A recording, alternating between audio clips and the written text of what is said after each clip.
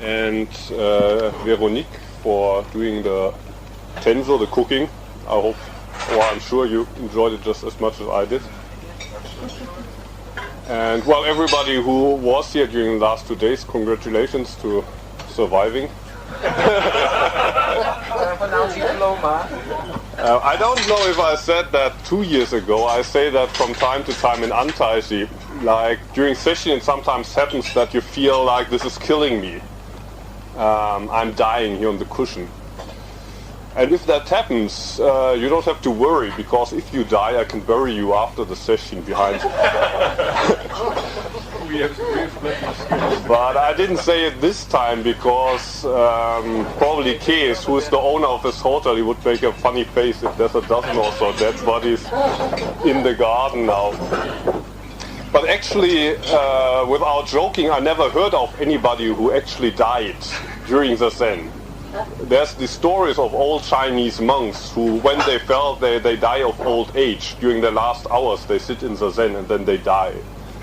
But I never heard of anybody who actually died because of the physical or mental stress during the Zen. People die during accidents. Even in Antaiji there were accidents and people died during accidents. But that somebody died during the Zen I never heard of. Although you sometimes feel like this is killing me, this is killing me. But then miraculously it doesn't happen.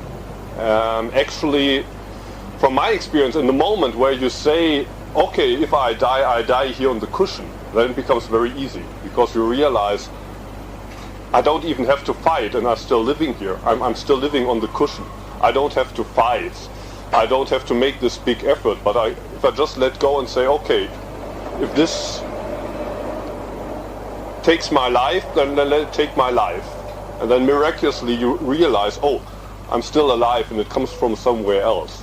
So not only as a kind of joke I say, don't worry, if you die, there's no problem, I'm going to take care of it. But actually that's the way it works. Once you let go of this psychological fear that you might die, you realize, oh, there's really nothing to worry about.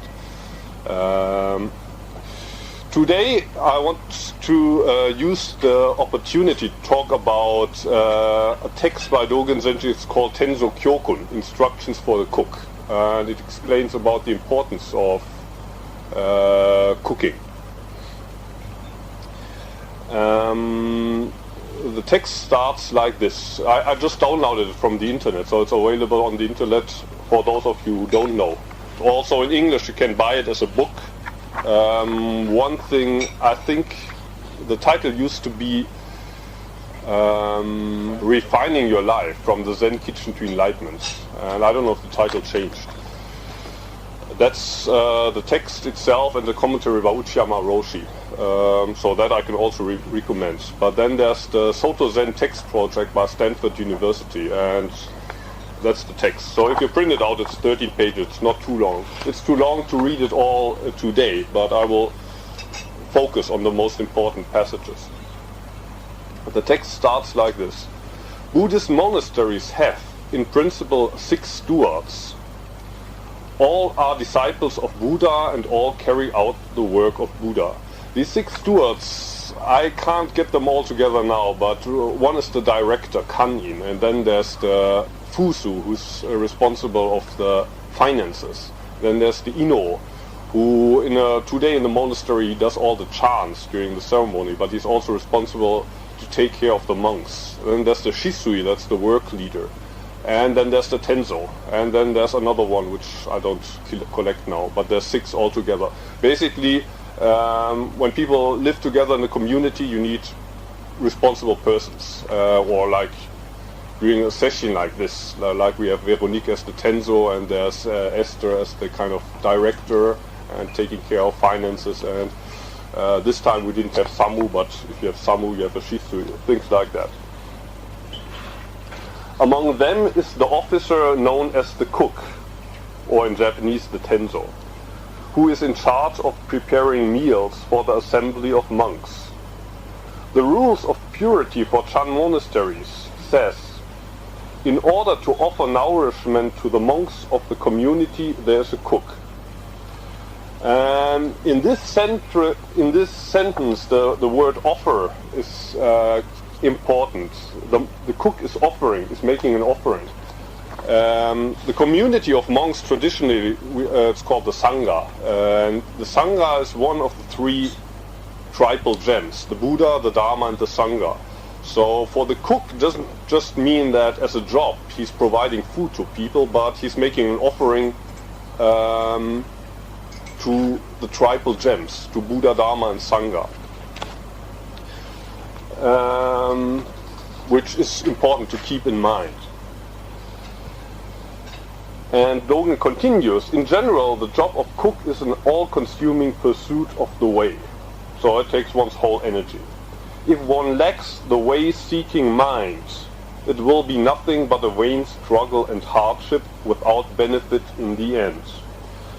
Way-seeking mind, here is a translation of the word bodaishin or doshin in Japanese, and it's often translated as body mind, or do means way, so the mind of the way, but also like here it's sometimes translated as the way-seeking mind. Bodhi means, it's the same as in the Hanya Shingyo, Anuttara Samyaku Sambo Daishin, and that means totally completed enlightened mind. So it's basically Satori, the mind of Satori. But at the same time then it's also translated as the mind that is seeking for Satori. So first I'd like to explain a little bit about this mind. Dogen is saying if you don't have this mind and you're the cook, you're wasting your time, you're wasting your energy. You make a big effort but still you only feel miserable. So what is this Bodhi mind? Dogen Zenji gives several definitions in different texts. One is in the beginning of Gakudo Yojinchu. That's a text that lists 10 points that are important when you practice the way. And the first point is you need a Bodhi mind. And he starts with a definition by Nagarjuna, who's an old Indian philosopher. He lived about 2nd or 3rd century. So almost 2,000 years ago. And he says, Bodhi mind is the mind that sees impermanence. If you see impermanence, that's Bodhi mind. Why is that so? Dogen Zenji continues to explain that when you see impermanence, there's no use to be attached to your name and fame, basically to your ego. Because if you understand impermanence, it's not only about the things around you, but you understand I will die, and not only will I die, but right now I'm already impermanent in this moment. There's no substance to myself. And if you not only understand that intellectually, but feel that in your marrow and bones, there's no other way than to have Bodhi mind, that's enlightened mind, basically. And in a later work, in the Shobo Genzo, there's a chapter, or there's actually 2 chapters called Hotsubo Daishin. And because there's 2 chapters with that name, one is usually called Hotsumu Joshin. Both chapters were authored on the same day by Dogen Zenji, and people say that probably one was a lecture to lay people that were working on the construction side of Eheji, and the other was a lecture to the monks, because the other one is more Buddhist terminology, the Hotsumo Joshin chapter is more colloquial language. Anyway, in one of these chapters, the Hotsubo Daishin chapter, he says, Bodhi mind is the mind that vows to save all beings before oneself is saved. And that's quite a different definition from what we just had. First, Dogen Zenji says you have to see impermanence. Now he says you have to vow to save all beings before you are saved yourself. And then naturally people have the question, how is that possible? How can I possibly save anybody if I'm not saved myself? Is it not naturally to first save myself and then I can save others? Or other very clever people say, well, myself and the others are the same, aren't they? So what difference does it make? Why shouldn't I start with myself? Because I'm also part of the others. And that, of course, in theory is true. Buddhism doesn't distinguish between the self and the others. It's all one. But in practice, we know pretty sure the difference between if it hurts me or it hurts somebody else. There's a different amount of pain there. So in practice, we make that distinction. And in fact, I think it's the moment when we identify with all beings and say, I forget about myself. I might go to hell myself. Even if I go to hell, I will try to help at least one single being to be saved. Anybody. Forget completely about myself. In that moment, probably you realize you're saved already. There's no reason to worry about yourself, because the moment you have that wish to save one single being outside yourself, you are saved. It's just that normally we only worry about ourselves. What about me? That we feel so miserable. So Dogen Zenji, in a paradoxical way, he's showing the way to one's own liberation by saying, forget about yourself and think about how you can save everybody else, and then last you should be saved. Because when we think that way, that's the first time we can actually be liberated. Because liberation is always liberation from the ego, this idea that I must be good, I must be okay, I must be fine. So those are two definitions of Bodhi mind, enlightened mind, or way-seeking mind. In the Bendo wa, Dogen Zenji, and this is not about Bodhi mind, but about this way-seeking thing. Bendo wa is a text where Dogen Zenji explains about the importance of Zazen, why Zazen is important. And it's an exchange of 18 questions and answers. In one of the answers, Dogen Zenji quotes a koan, an old Chinese incident where a monk trains in a monastery, and the abbot, after a number of years, calls him and asks him, well, you've been living in my monastery for a number of years now, but you've never come and never asked me a question. Why is that? And the monk says, well, actually I have no more questions. All my problems have been solved in the monastery where I stayed before. And the abbot says, well, how did that happen? The monk says, in the monastery where I stayed before, I asked the abbot, actually I forgot the question. Maybe it was, what is Buddha? I asked, what is Buddha?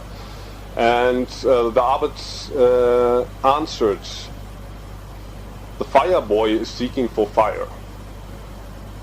And this is how I understood. And now the new abbot, the abbot of the present monastery, asks him, well, that's a good answer, but I wonder if you really understood the answer. How did you understand that answer? And the monk says, well, fire boy belongs to fire. So it's just like the self seeking for the self. There's no reason for the self. Myself, we are already Buddha. What reason is there for Buddha seeking for Buddha? It's useless. The self looking for the self, fire boy looking for fire, that's useless. So I stopped seeking. And the abbot says, okay, I already thought you haven't understood, but actually you haven't understood. And the monk is very disappointed, because for a couple of years he thought he got it. So he's asking the abbot, well, okay, if my interpretation was wrong, what then is Buddha? And the new abbot says, the fire boy comes seeking for fire. And then the monk understands. What does the monk understand? Actually, that's one of the main points in Dogen's teaching, which, for example, in a chapter called Genjokoan, he uses the example of wind and fanning to exemplify this. And as a technical expression, he says in Japanese, shusho ichinyo, which means practice and enlightenment are one. You can't divide between practice and enlightenment. These are not two things. In the example with the fanning in the winds, there's a master who's fanning himself because it's a hot day and he wants to enjoy the breeze. And the monk asks him, why do you have to fan yourself? The air is everywhere. Why move the air? Shouldn't you be able to enjoy the wind anyway? And the master says, okay, you understand that the air is everywhere, but you still don't understand how that air reaches you, how that air reaches here. And the monk asks, and well, how does the air reach here? And the master is just fanning. So basically, this action and the wind, you can't separate it. It's one. And that's the same with practice. The Zen practice, Samu practice, cooking practice. The Dharma, the Buddha Dharma, Buddhist truth is not separate from that. It's in this. So I said before that Bodhaishin can be translated as Bodhi mind, but that's not a translation. You can say way-seeking mind, but you can also say enlightened mind. Actually, these are one. It's not that there's a way-seeking mind first, and then you find enlightenment later, and then it's enlightened mind later. But the mind that awakens to the fact that I have to do something with my life. Each moment, I have to live this life. And there's no fixed way to live, but it matters how I live. That is way-seeking mind, but at the same time it's already enlightened mind. There's no enlightenment that comes after that. 2 days ago, or was it 3 days ago? 3 days ago, I gave the talk at the Aikido dojo close to here, and one of the people asked me after the talk, now, do you have this Satori experience? And that's a good question, because in all of the books about Zen you find this stories about Satori experiences. And first I answered, well, if you tell me exactly what you mean with Satori, then I will tell you if I have it or not. And he said, well, sorry, I can't tell you. So in a way I just escaped. But as a matter of fact... do you have Satori? Okay, so now I'm honest. No. Because Satori is nothing you can have. You can't have it.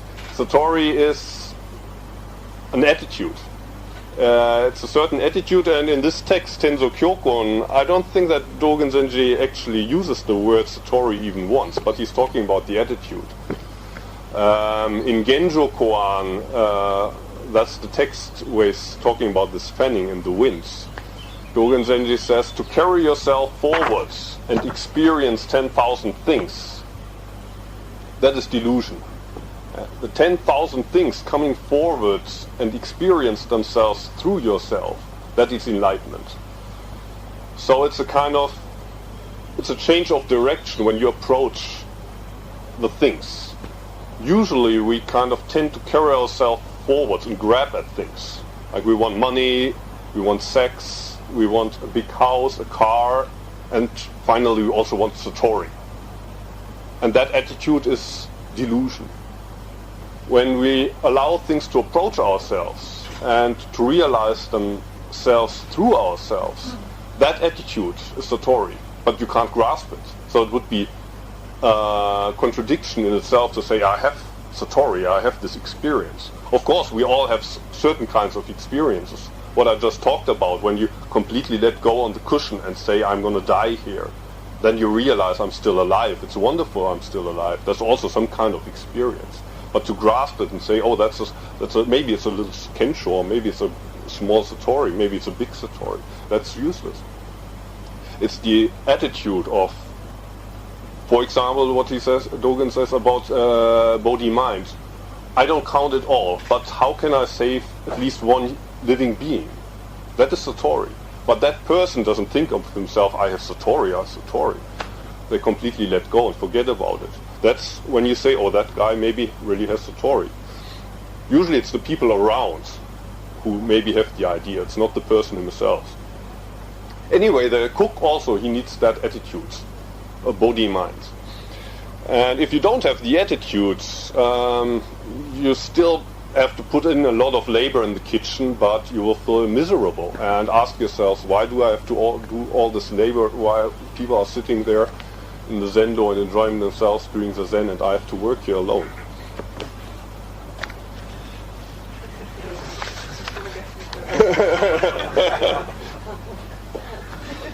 Okay, Dogen Zenji continues. I can't read this all, but he continues with instructions for the Tenzo. For example, do not indulge in a single moment of carelessness or laziness. Do not allow attentiveness to one thing result in overlooking another. Do not allow attentiveness to one thing result in overlooking another. That happens quite a lot of times, not only for the Tenzo, but for example, when we think we are mindful, we try to be mindful, and we're so mindful of one thing that we completely forget about the other thing. We're so mindful chewing our food, and we don't see that our neighbor needs water and the water is here. So a really mindful person would have their eyes wide open, just pass the water over. But sometimes it happens we're too mindful on whatever, and we're completely gone. So the Tenzo must not be mindful in that way, but see the whole landscape. The ancients said that cooks regard tying up their sleeves as the way-seeking mind. So here Dogen Zenji gives another definition of way-seeking mind, bodhi mind, and this one is very practical, tying up the sleeves. Those of you who have monk robes or who've seen the monk robes might have noticed there's these pieces of thread in the arm. Usually it's very long sleeves, and especially in Soto and Rinzai they're a little shorter because they are more active. The Soto monks are kind of very lazy and slow kind of compared to the Rinzai ones. So if you have the arm like this, it almost touches the ground. And this Buddhist robe doesn't originate in India, but it's from China. In China, the officials, the government officials, wore these robes because they don't have to work, as a kind of sign of their status. They have these long robes that don't allow them to work, actually, even if they wanted to. Because the monks, they were kind of like government officials. They lived in the monasteries, but the monasteries are run by state money, and the job of the monks in the monastery often is they have a certain amount of farmland, but although we have the idea that the old Chinese monks were self-sufficient, what they actually did, they have the peasants that live on the land, and they are basically owned by the monastery. So pretty much the same as the Christian monasteries in the Middle Ages in Europe. They own a lot of land and they own workers, and the monks have to see that the workers actually work, so that the monks have something to eat at the end of the year. So that's why they have these big robes. But then you might have noticed there's these threads inside the sleeves, and you can tie them, and then the sleeves move upwards. And that's when you do, for example, when you wash the dishes or you do work. So Dogen Zenji says here, bodhi mind means to tie up the sleeves. You stop saying, I'm a monk, I can't work, and that's what actually happens in some Buddhist traditions even now. In those traditions, of course, monks can't drink alcohol, they can't have sex, they have to keep to the precepts, but in exchange they don't have to work. So I'm a monk, I wait, you can give me some food, I cannot cook, you have to cook that food for me.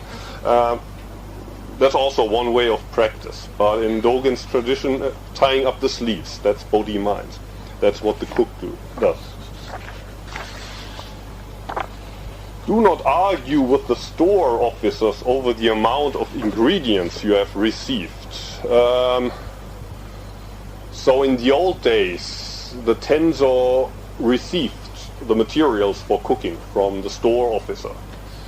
And in most monasteries, probably now, the Tenzo can decide by themselves. This is the menu I want to do, and either he goes shopping by himself or herself, or somebody goes shopping for the Tenzo.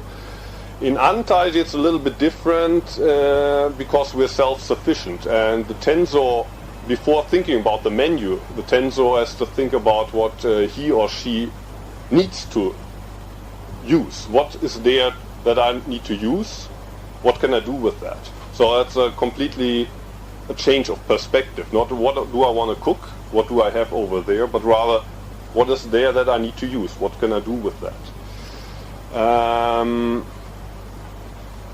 In a way, that's also the change of perspective that in the Genjo Koan is talked about when he says, don't carry yourself forward and look at 10,000 things, but rather allow 10,000 things to approach you and see how those things can realize themselves through you. Of course, that's pretty hard, especially in Antaiji. Most of the vegetables are kind of Japanese stuff, and when you come there as a foreigner, at first you don't know, well, what can I possibly do with this stuff? Or Brigitte can maybe tell you a story about that. Especially then, well, the last harvest is in autumn, and then you store those things away, and during the winter you use the same stuff over and over again. It gets less and less and less, and gets moldy, and in the spring there's arguments, and can we still use this? It's moldy, but we don't have anything else. We have to use it. No, I don't want to eat this anymore. And of course, in the end, the Tenzo has to take the blame for the food that appears on the table. During the day and through the night, whether things come and dwell in your mind, or your mind turns and dwells on things, put yourself on a par with them and diligently pursue the way. I like this sentence very much. I don't like it. I don't know it in this translation, but I like this sentence very much about the Tenzo and things coming to the Tenzo's mind, dwelling in the Tenzo's mind, and also the Tenzo turning his mind and dwelling on things. Because often, just as with mindfulness, we have this idea of, I don't want anything on my mind, at least during session. I want to forget about everything. In German we say abschalten. Ich will abschalten. I want to switch off. And for 5 days, if it's a 5-day session, or if it's 1.5 days, for 1.5 days I want to completely switch off and forget about everything. And that's not possible, and that's not practice, especially for the Tenzo. The Tenzo's mind always needs to be switched on. So it's not about forgetting about everything and nothing is coming to the mind, but rather the Tenzo always needs to allow things to enter the mind. For example, well, what do I want to cook for lunch? How many people will be there? What are they going to want to eat? How's the weather now? It's a hot day, so maybe people want to eat a salad. It's a cold day. People might want to eat a hot soup. Things like that will enter the mind, and the Tenzo allows them to enter his mind. And actually the Tenzo is turning his mind, and the mind is dwelling on things. So the mindfulness of the Tenzo doesn't mean that the mind is isolated in the mind and completely separate from things around, but rather things dwell in the mind is dwelling on things. These are in harmony with each other. Of old it was said, when steaming rice, treat the pot as one's head. When rinsing the rice, know that the water is one's own lifeblood. So that's how the mind and things interact. You completely identify with things. Of course, that's also important when you live together with people, but even with things. You're treating a pot or a cup like this as if it was a part of your own body, if it's part of your own self. In a different text, I think, or maybe it's even the same text, Dogen Zenji says, treat temple property as if it was your eyeballs. And that's also an important phrase, because often it makes a difference to us if something belongs to us or it belongs to nobody, for example. I see that, for example, if people come to Antaiji and they buy their own rain boots before they come, or if they don't do that and they use Antaiji rain boots. Usually there's a difference in respect. If they paid for it with their own money, they treat it with respect. If they have the attitude, well, those are old rain boots that somebody left here anyway, they treat the rain boots like shit. And actually nothing we should treat like shit, but we should always kind of extend this border that we say, this is, I go until here and the rest is not part of me. And well, then there's my belongings, my possessions, that's what I paid for, that's what I worked for. Those are also important, but then the rest, which I don't paid for, that's property of everybody, that's not so important. That's an attitude that the Tenzo shouldn't have, of course.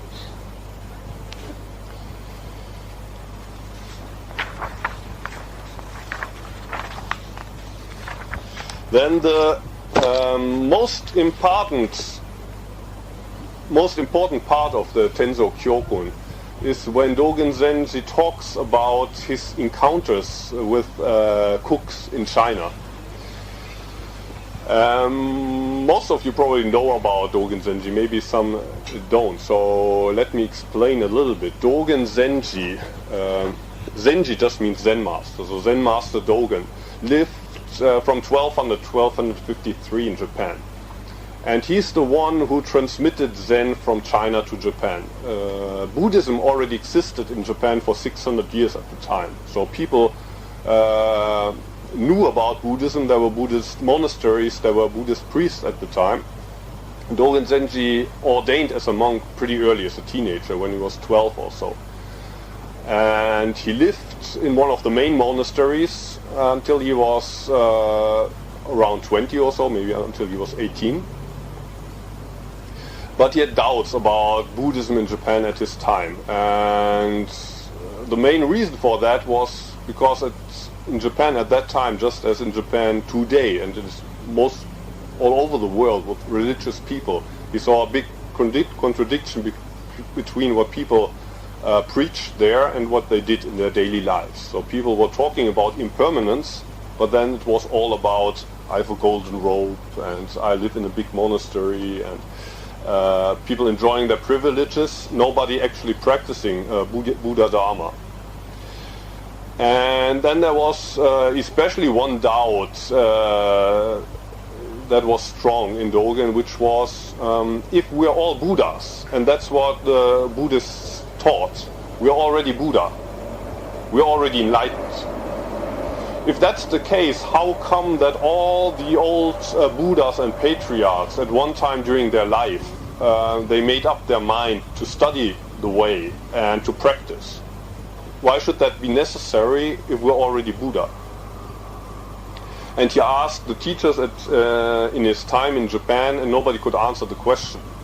And finally somebody came up with the idea, why don't you go to China?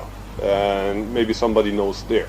So that's how Dogen ended up going to China together with his teacher Muho in 1223, when he was 23 years old. And he spent 3 years in China. He came back when he was 26, 27. And they say that when he went to China, he'd already read the Tripitaka, which is the collection of all Buddhist sutras, which is a whole library. And they say he read that 3 times, so he knew the whole theory. He had been a monk for 10 years, so he had a lot of knowledge when he went to China, but still he had the idea, well, I don't really know the truth yet. I have to get the truth in China. So just for you as a background to the encounters that he had in China. The first encounter he describes like this.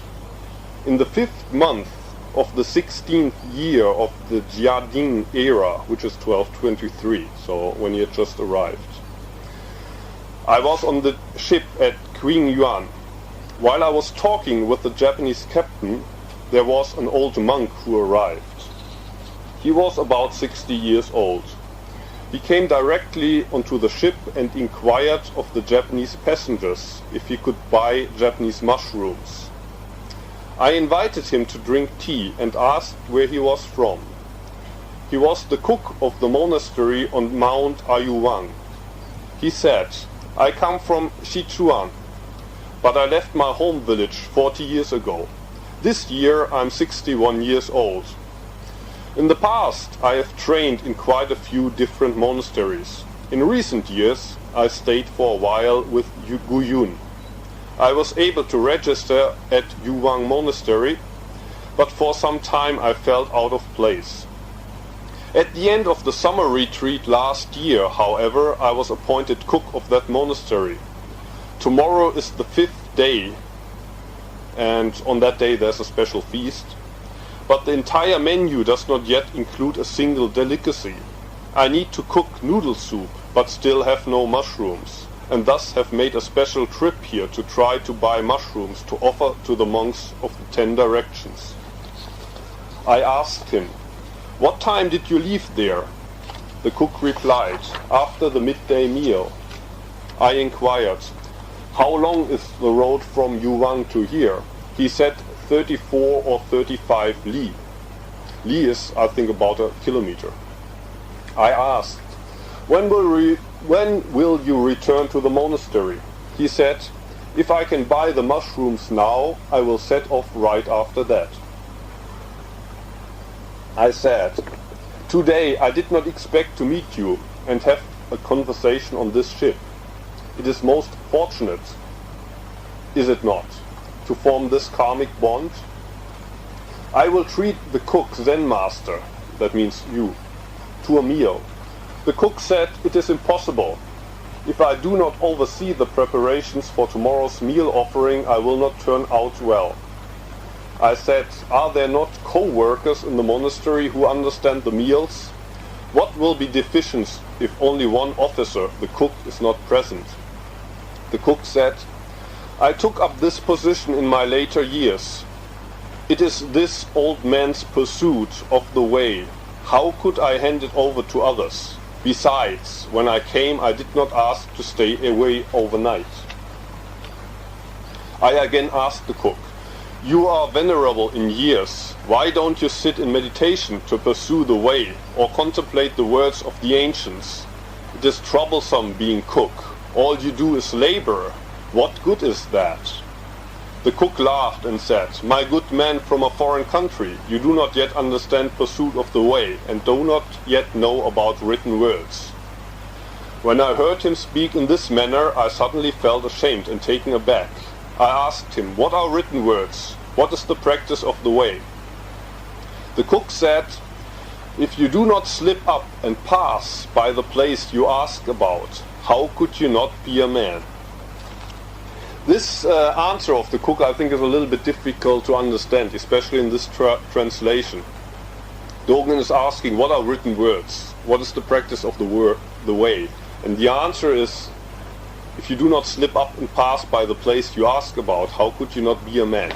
Basically, I think he is saying, if you do not slip over that question, if you don't forget that question, if you really deeply penetrate in that question, there's no way how you could not be a man of the way, eventually, or actually in this moment. So just as with the fire boy and the fire, fire and seeking for fire are not two different things, but actually, because we are fire, we are seeking for fire. Because we are enlightened, we are seeking enlightenment. And the same here. The cook doesn't give an answer to the question here, but rather he's telling Dogen, keep with the question, keep the question, live through the question. Dogen continues, at the time I did not understand. The cook said, if you still don't understand, come to Yuwang Mountain at some other time in the future.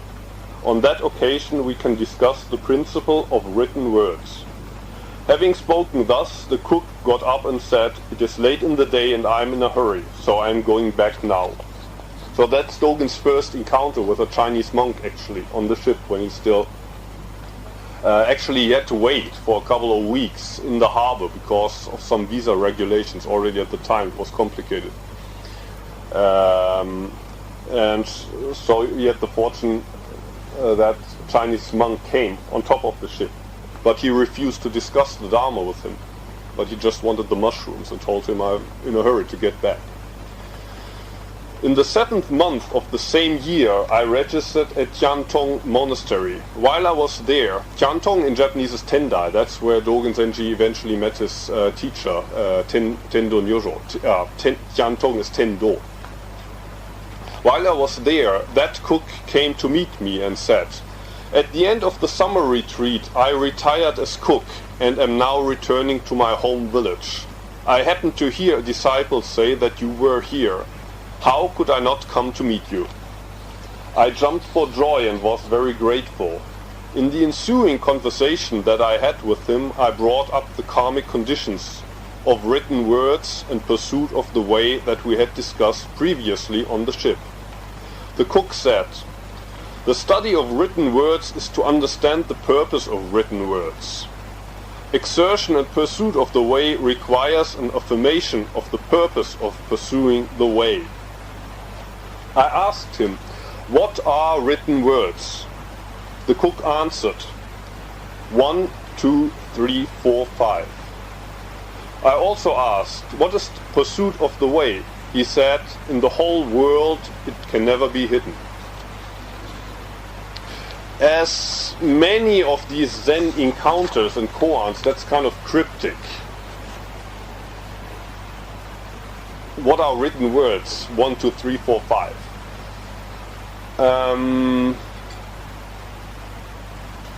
But then, for example, before I went to Japan, I also studied philosophy, and in philosophy, one big topic is the philosophy of language, the meaning of words. Nobody knows what the meaning of words is.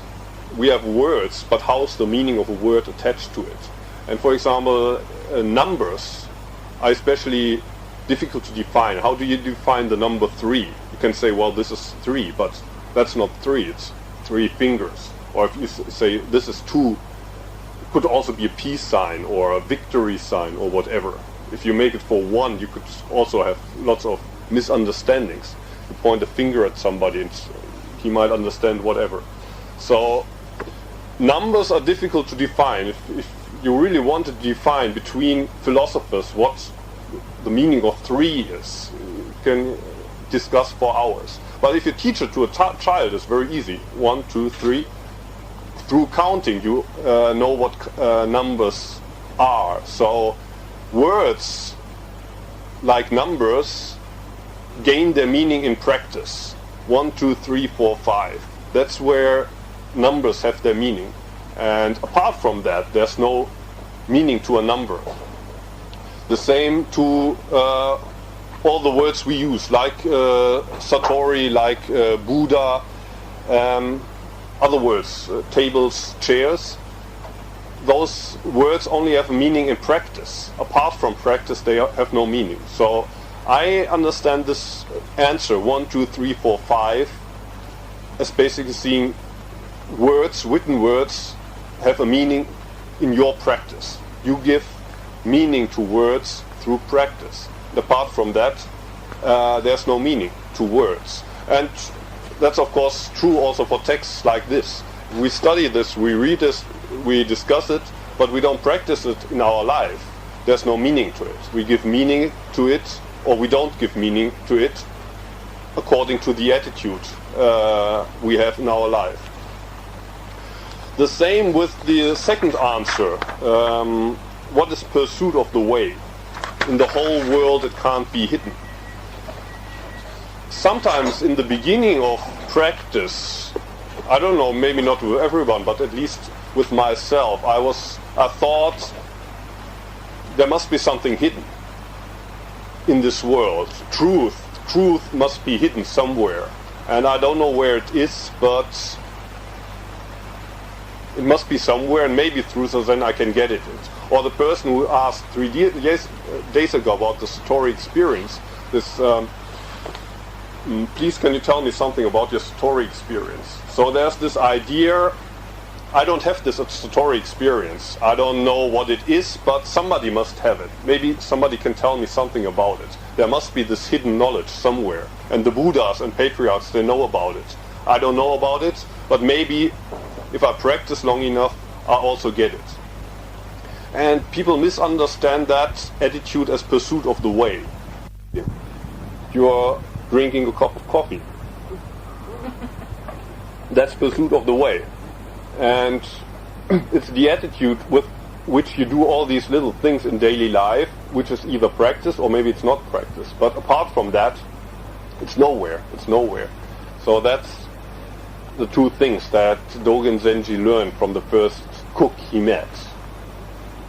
Things get their meaning in practice, and we practice what cannot be hidden.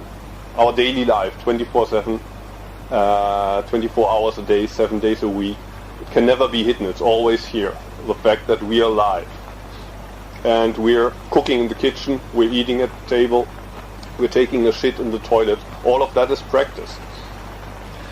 And then there's another meeting with a Tenzo that Dogen Zenji describes. When I was at Tendo Monastery, the position of cook was held by Cook Yong of the same province as the monastery. Once, after the midday meal, I was passing through the east corridor on my way to the room where my teacher Myozen was being nursed, when I saw the cook in front of the Buddha hall airing mushrooms. He carried a bamboo staff in his hands, but had no hat on his head. The sun was hot, the ground tiles were hot, and sweat streamed over him as he worked diligently to dry the mushrooms. He was suffering a bit. With his backbone bent like a bow and his shaggy eyebrows, he resembled a crane. I approached and asked the cook his Dharma age. Dharma age is the age that has passed since you ordained as a monk. I asked his Dharma age. He said 68 years, so he must have been over 80. I said, "Why do you not employ postulants or laborers?" He said, "They are not me." And that's a very famous answer that he gave there. They are not me. Of course, other people can do our work for us, but they are not me. What about us? Practice is all it's about what I do in this moment. And even if somebody does my work for me, nobody can take this breath for me. Nobody can do this heartbeat for me. Nobody can live my life for me.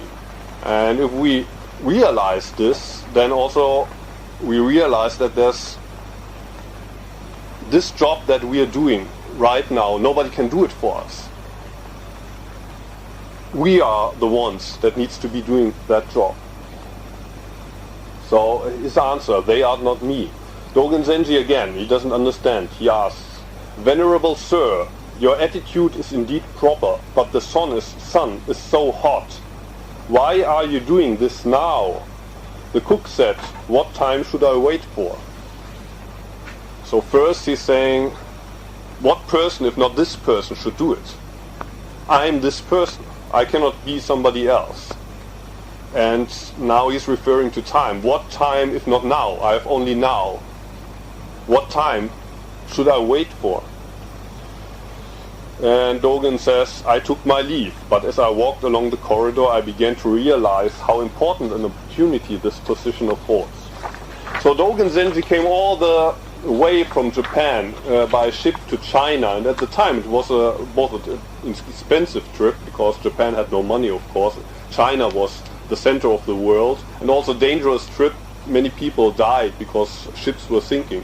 He came to China, and he didn't find truth or the answer to his questions in the sutras, and he's not talking about Dharma talks by some very high-ranking abbots, but actually in these encounters with the cook that he found pointers to reality. It's about what you do right now in this moment.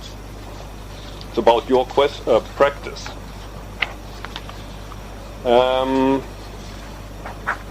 At the end of the Tenzokyokun, there's another very important part, and I think Dogen Zenji, although he doesn't use the word body-mind here, I think he's talking about body-mind when he's talking about three minds. In Japanese, sanshin, three minds. And these three minds are Kishin, Roshin, Daishin in Japanese. Kishin is joyful mind.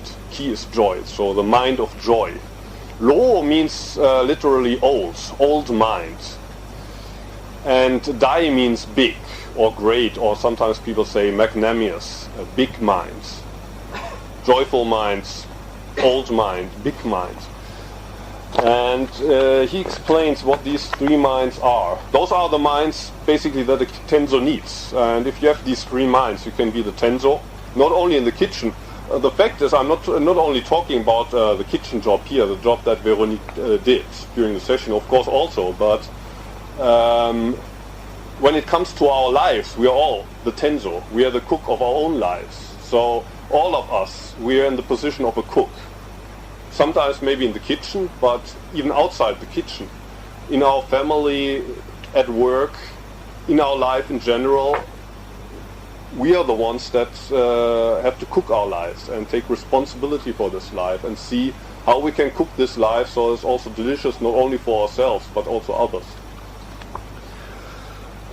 So these three minds, Dogen Zenji explains as so-called joyful mind is the spirit of happiness. You should consider that if you were born in a heaven, you would be attached to pleasures without cease and would not be able to arouse the thought of enlightenment. Practice would not be feasible. So it's interesting that Dogen Zenji should start with heaven here. Later he says we should also be joyful that we were not born in hell. But he says first you should be happy that you're not in heaven now. Why? Because in heaven you wouldn't have the idea to do a session like this. You would be so happy you wouldn't even think about practicing Buddha Dharma. You would never encounter truth. You would be attached to pleasure, pleasure, pleasure. And heaven in Christianity is forever, but in Buddhism heaven only wears so long, maybe 10,000 years, maybe 20,000 years, and then you die. So the Buddhist idea is even if you're in heaven, you won't be there forever. And at the end of your lifespan in heaven, you go somewhere else. And where, that depends basically on your karma. So it's better from the Buddhist perspective to be born as a human being, experience suffering, ask for the reason of this suffering, and do something about it through practice. Because that way you can actually take the position of the cook and say, well, this is my responsibility. I'm here in the kitchen of my own life and I can cook my life. While in heaven, it's like in German we have this word Schlaraffenland, and you open your mouth and there's fried chicken flying into your mouth. There's always delicious food, but then someday life is over and what comes next is usually worse than that. So Dogen Zenji says you need to have this mind of joy. And that's easier said than done. Like for example, these 1.5 days, probably it wasn't hell all of the time for all of you, but there's also quite a lot of pain involved. And sometimes maybe also joy, but then it's in those moments which I spoke about in the beginning, when you let go completely and say, okay, I accept hell, I might die here on the cushion, and then you realize, oh, it's wonderful that I'm still alive here. And that kind of realization also you need as the cook. Otherwise, if you always compare yourself in the kitchen to what are the others doing now, or the meal is over, you're standing there washing the dishes, the others are drinking a coffee here, having fun. You're comparing yourself, there's no room for joy there. While if you have this realization, oh, it's great that I'm alive right now in this position, even here on the cushion, or in the kitchen, I'm able to do this work. I have the opportunity to make an offering to the Sangha. If you don't have that mind of joy, then it will be only a burden. You ask yourself, why am I the one who needs to do this job? And Well, actually, that's a state of mind that many people experience when they're in the kitchen in Antaiji. I often felt like that when I was the Tenzo. It would be a lie if I say I always had this mind of joy. Often I ask, why do I have to be the Tenzo right now? Especially during the session, it's still okay. So I say, okay, at least I don't have the pain in the knees. But if it's a free day, everybody's enjoying their free day and you're in the kitchen, then you really have a hard time to motivate that mind of joy. The second mind, in this translation they call it elder's mind. Some people also, they translate it as parental mind. As I said, Roshin, literally it's old mind. Dogen Zenji says about old mind, so-called elder's mind is the spirit of fathers and mothers. It is, for example, like a father and mother who dote on an only child. One's thoughts of the three jewels are like their concentration on that one child. Even if they are poor or desperate, they strongly love and nurture that single child. That is often said about a bodhisattva, that he should think about all sentient beings as if they were his or her only child. So you love them, but not because they love you back, but unconditionally. Just for the sake of love. You can't help but doing something. And there's no calculation. If I do so much for the community, then the community will do so much for me. But it's just like that. And if you have that mind, again, of course, that's easy to say, but it's difficult to actually feel that kind of thing. Then of course being the Tenzo is easy. If you don't have it, of course you always ask, why doesn't say anybody thank you after the meal? And that's, well, how it is, for example, in Antaiji.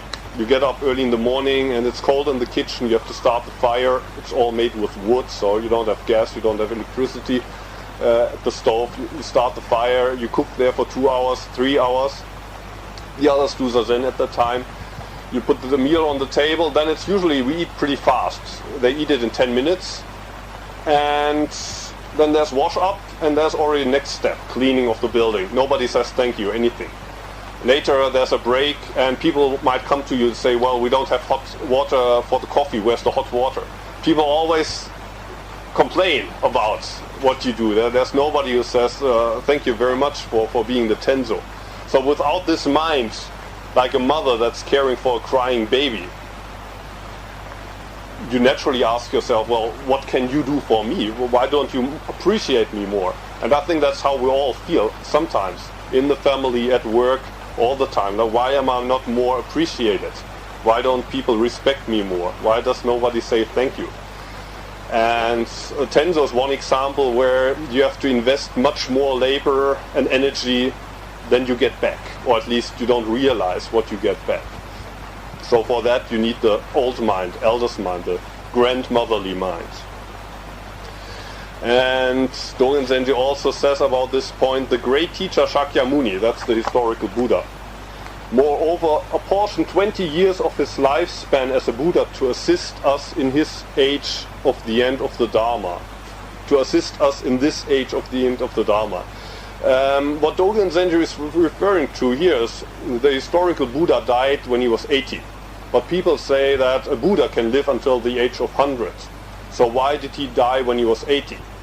So the story goes, he could have lived until the age of 100, but purposely he said, I'll die at 80, and these 20 years of my lifespan should be used for the Sangha in future times.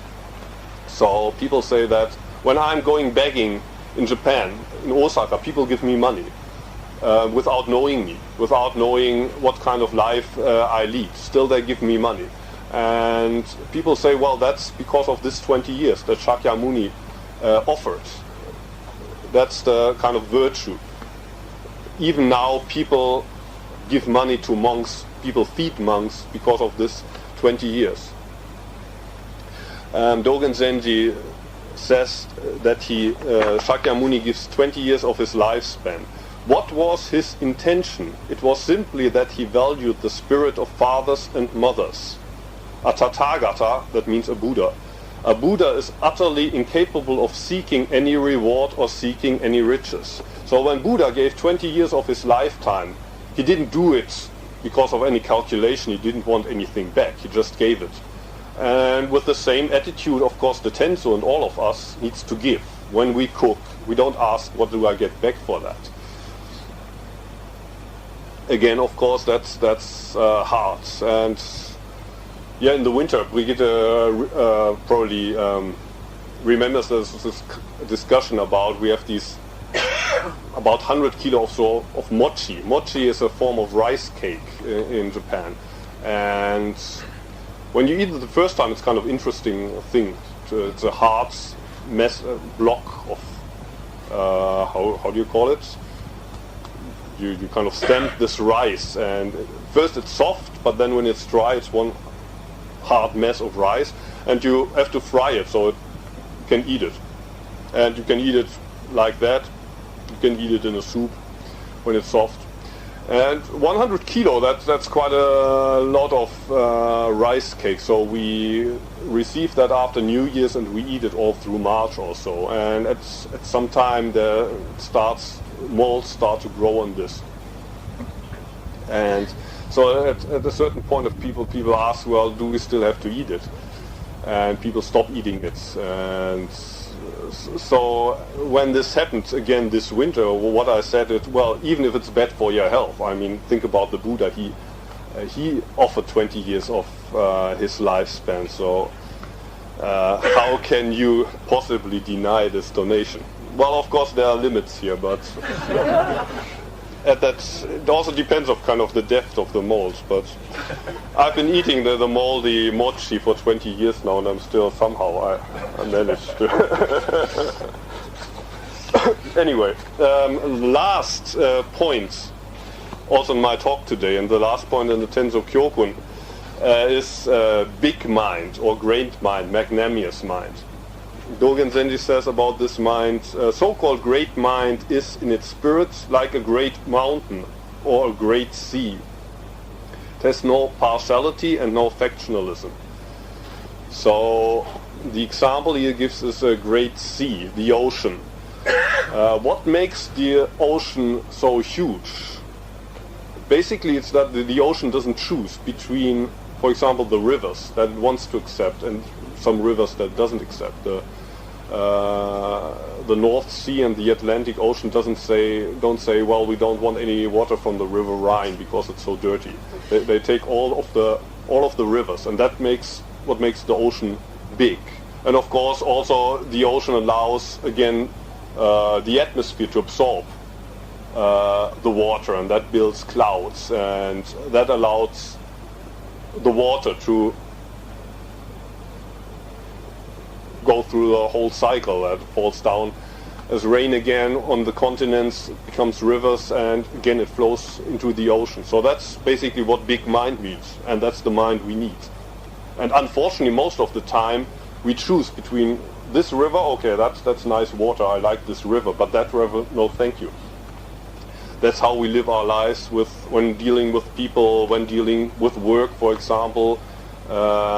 Everybody wants to work in the garden, but nobody wants to clean the toilets, for example. That's how we choose, and that's not big mind. So Tenzo, he needs these three minds: a mind of joy, the mind of father and mother, and big mind, a mind that doesn't choose but accepts everything.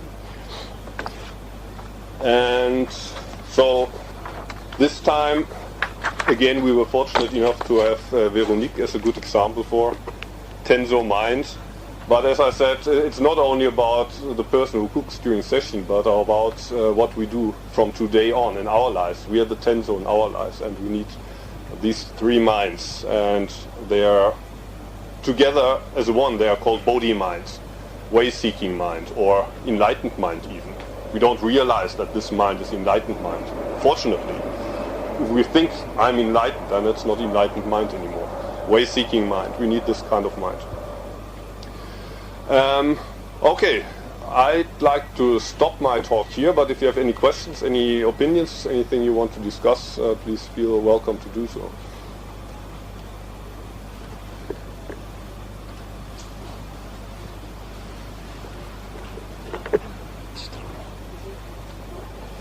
Anything? Any questions? Or if if you hear this stuff for the first time today and there's any questions about words I said that you don't understand. Pardon? Impertinence, or what is it called? I don't know the word, the Dutch translation for myself. And Importance? no. Impertinence. Ja. Ja. Dat betekent het niks altijd.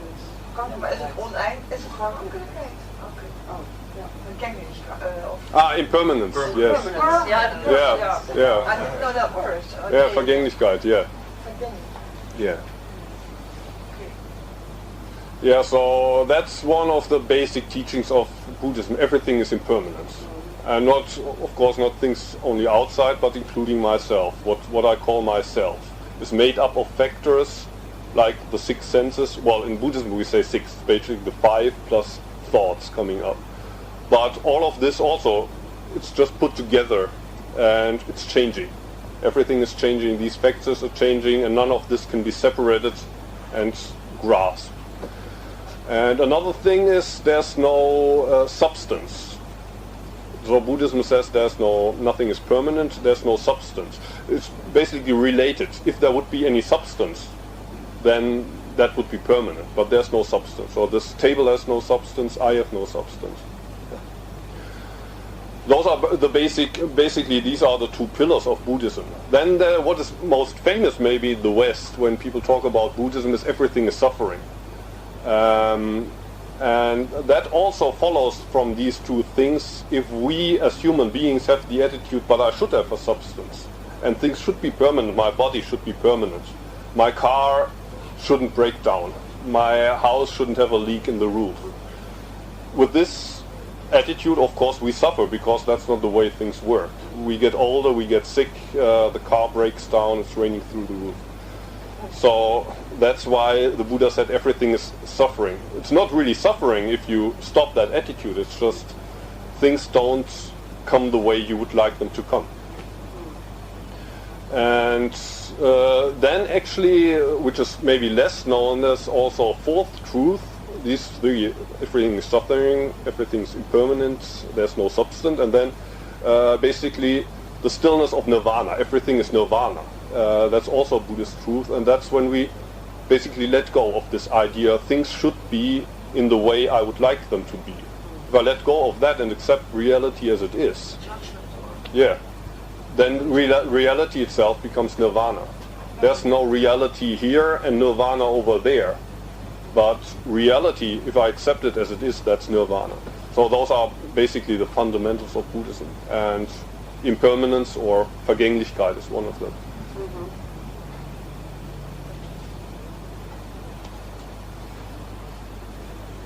Well, I had a few things actually I want to ask, and they actually all connect to this.